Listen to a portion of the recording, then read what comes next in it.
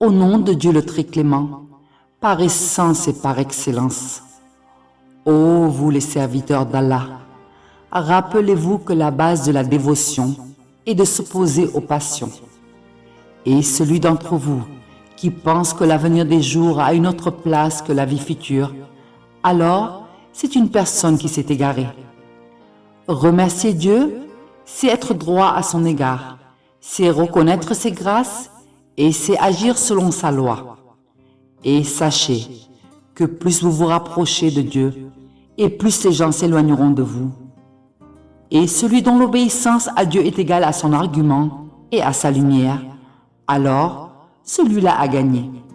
Si vous demandez à votre âme une bonne chose, ne lui laissez pas le choix, car il est rare qu'une âme ait le choix sans pencher vers le mal ou l'abstention.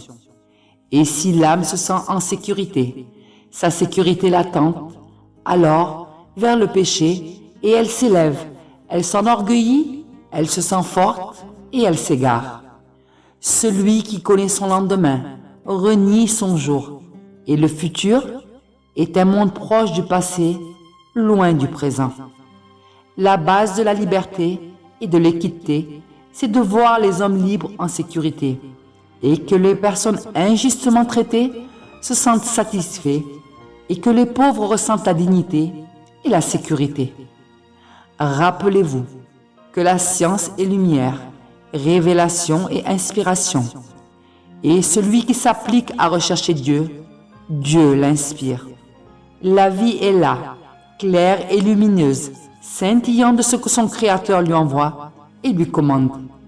L'âme pratique la vie ici-bas, et une fois qu'elle s'en sépare, elle continue à vivre sans elle. Et l'entrée dans le monde de la mort est une affaire gratuite et disponible à tout être vivant. Mais dès que l'entrée est effectuée, les comptes à rendre commencent. C'est plutôt une chose coûteuse, lourde de conséquences, et l'homme sera jugé sur la façon avec laquelle il est entré dans la mort et avec laquelle il a quitté la vie.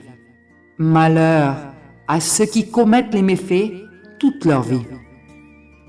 Par le temps, l'homme est certes en perdition, sauf ceux qui croient et accomplissent les bonnes œuvres, s'enjoignent mutuellement la vérité et s'enjoignent mutuellement l'endurance.